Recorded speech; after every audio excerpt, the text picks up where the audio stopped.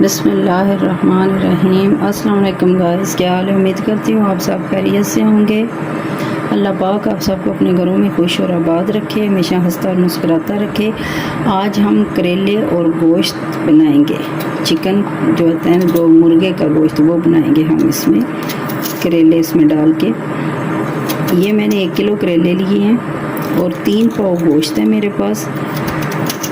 Chicken ये हम डालेंगे। ये मैं सारे छीलूँगी नहीं, छील लें तो भी ठीक है, लेकिन मैं ये सारे नहीं छीलूँगी करेले। ये जो थोड़े थोड़े ऊपर से हैं ना, थोड़े से दाग बने हुए, वो उतारूँगी। छीलने की नहीं इतनी ज़रूरत नहीं होती है। और इस तरह इनके ये बीज निकाल लेंगे। ये बीज इनके बहुत सख्त होते हैं, ये हम निकाल लेंगे। बाज़ लोग जो हैं वो बीज भी डालते हैं करेलों में, लेकिन मैं नहीं डालूँगी। हम करेलों में बीज नहीं डालते हैं। इन्हें छील के उनके बीज निकाल लेते हैं। छीलते मैं तो छीलती नहीं हूँ, वैसे लोग छीलते हैं, लेकिन मैं छीलती नहीं हूँ। ऊपर से जो थोड़ा थोड़ा सा कोई दाग हो तो वो उतार लेती हूँ। वैसे मैंने करेले नहीं छीलती हूँ। इनको इसी तरह हम अच्छी तरह से सारे छील लेंगे और इनको इतने इतने टुकड़ों में हम काटेंगे। ये ऐसे इस तरह हम इतने इतने टुकड़े इसके काट लेंगे। ये सारे इसी तरह मैं काट लूँ। ये सारे मैं काट के फिर आपको दिखाती हूँ छील के। ये करेले मैंने इस तरह कर लिए हैं, चीर लिए हैं मैंने। अब मैं इसमें नमक लगाऊंगी। इसमें नमक लगा के तकरीबन 5-10 मिनट के लिए रखूंगी, फिर इन्हें अच्छी तरह से धो लूँगी। नमक लगाने से इसका जो कड़वापन है वो रिलीज़ हो जाएगा, वो पानी सारा इसमें से निकल जाएगा और फिर ये इतने कड़वे नहीं रहेंगे। जितनी देर तक ये पानी छोड़ते हैं करेले, इतनी देर में हम गोश्त बना लेंगे। ये मेरे पास 3 पाव गोश्त है और ये टमाटर 3 बड़े साइज़ के मैंने ले लिए हैं, ये टुकड़े में काट लिए हैं। और ये 3 दरमियाने साइज़ के प्याज हैं, ये भी मैंने काट लिए हैं। अब ये इसका मसाला हम बनाएंगे। और जो है करेले जो हैं जब वो पानी छोड़ देंगे तो फिर इनको हम 2 के बाद में फ्राई करेंगे। ये 1 प्याली ऑयल डालेंगे हम इसमें। आधी प्याली डाली, आधी में जो है वो करेले फ्राई करने के लिए डालूंगी। प्याज डाल देंगे। बिस्मिल्लाहिर्रहमानिर्रहीम। प्याज धो लिए थी मैंने।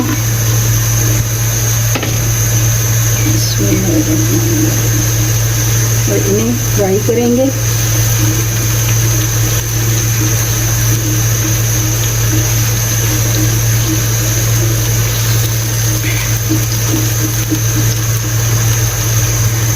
करेले जो हैं वो शुगर के मरीज़ों के लिए भी बहुत बेस्ट हैं।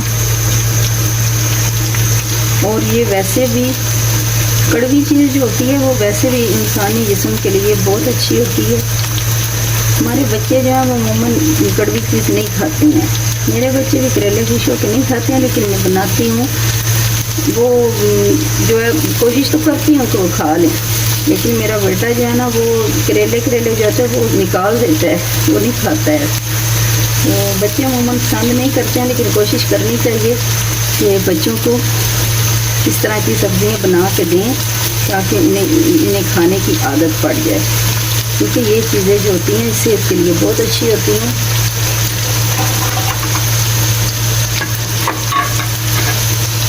ये हम थोड़े से और सौते करेंगे, ज़्यादा कलर नहीं देंगे करेलों को, क्योंकि हमने इसकी ग्रेवी तो नहीं बनानी। ये बिल्कुल होते हैं खुश्क सा सालन होता है, इसमें ग्रेवी तो होती नहीं है।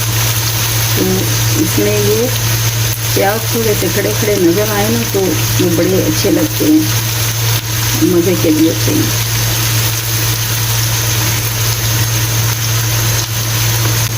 ये देखें प्याज हमारे ट्रांसपेरेंट से हो गए हैं। कितनी करनी है, ज़्यादा गिलाने नहीं है। अब हम इसमें गोश्त डाल देंगे। बिस्मिल्लाहिर्रहमानिर्रहीम।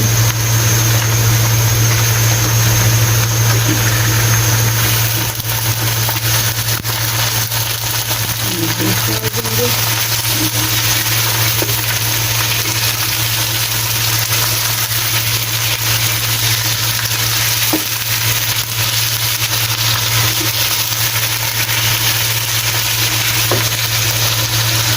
इसके साथ ही हम 1 चम्मच भर के लहसुन का पेस्ट डालेंगे।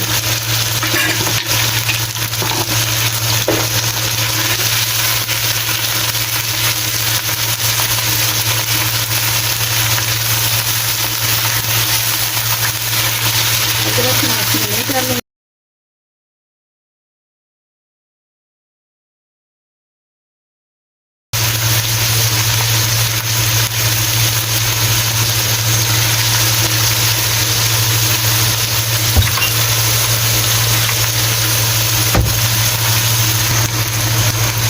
ये 2 लौंग हैं, 2 ये दालचीनी के टुकड़े हैं और ये 1 मोटी इलायची है। ये हम इसमें डालेंगे। ये डालने का मकसद ये होता है कि ये जो गोश्त की ये होता है ना, इसकी स्मेल आती है, वो इससे ख़त्म हो जाती है, स्मेल नहीं रहती।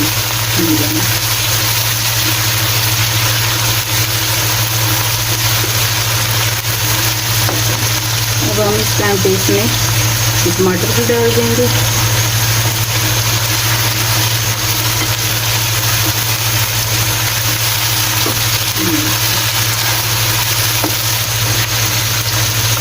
और ये पेस्ट है मेरे पास सब्ज़ मिर्चों का, ये फ्रोजन है, मैंने फ्रीज किया हुआ था। तो ये हम डालेंगे 1 चम्मच भर के।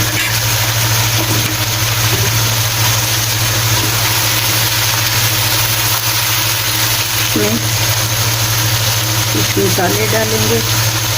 ये हल्दी आधा चम्मच डालेंगे। 1 चम्मच भर के ये साबुत धनिया है उसके, और 1 चम्मच ये इसमें काली मिर्च जाएगी।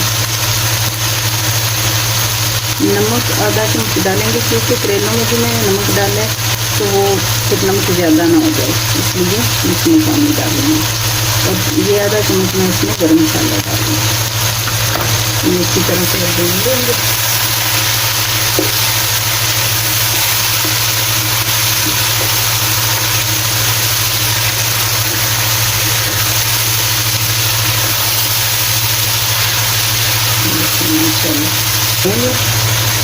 तो थोड़ा सा इसमें हम पानी लगाएंगे भूनने के बाद, ताकि गोश्त जो है वो गल जाए अच्छी तरह से, कच्चा ना रहे। टमाटर जो है वो भी सॉफ्ट हो गए, सॉफ्ट तो वैसे भी हो जाएंगे थोड़ा भूनने से। जी मसाला हमारा अच्छी तरह से भून गया है। इसमें मैं ये 1 कप, ये वाला 1 कप जो है ये इसमें मैं पानी डाल के इसको हल्की आंच पे रखूँगी। आंच नीचे से हल्की कर दूँगी ताकि ये अच्छी तरह से गोश्त भी गल जाए और ये टमाटर जो हैं ये भी अच्छी तरह से गल जाएंगे। ये मैं इसे ढाँप के रख दूँगी, बिल्कुल आंच हल्की कर दूँगी नीचे से।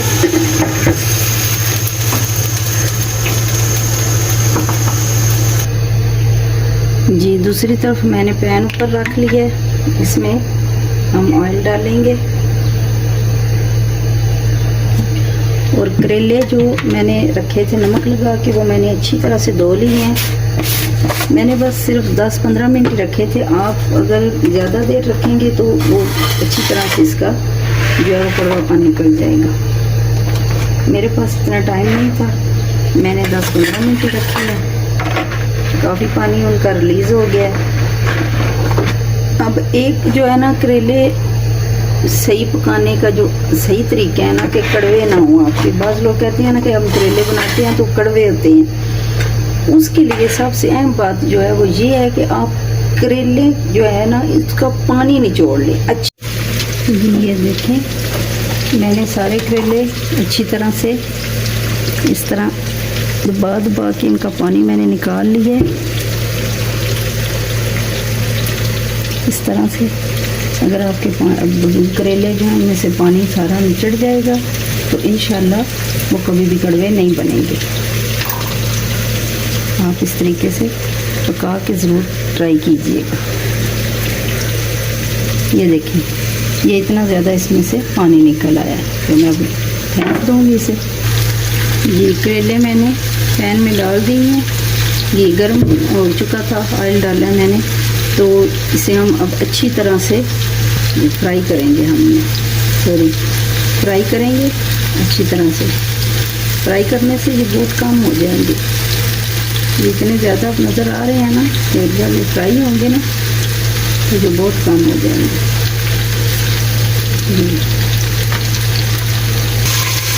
ये बर्तन मुझे छोटा लग रहा था, पैन जो मैंने जिसमें पहले मैंने डाले, तो अभी मैंने बर्तन चेंज कर लिया और इसमें अब हम इसे फ्राई करेंगे ताकि ये जल्दी फ्राई हो जाए। क्योंकि छोटा बर्तन था तो इसमें टाइम लगना था फ्राई होने में। जी करेले देखें हमारे हो गए हैं फ्राई अच्छी तरह से। अब इन्हें उतारेंगे।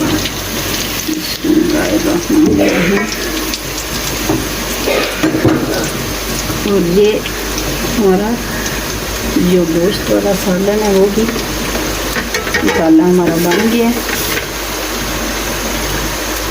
देखिए अब हम इसमें करेले डाल देंगे।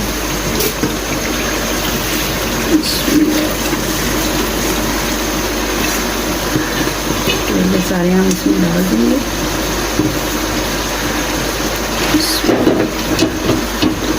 और मिक्स करेंगे और 2-3 मिनट के लिए हम इसे भून लेंगे और ये हमारा करेले गोश्त तैयार हो जाएगा।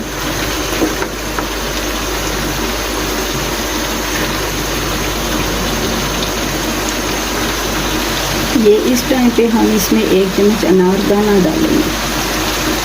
इसे भी हम इसे अच्छी तरह से फ्राई कर लेंगे।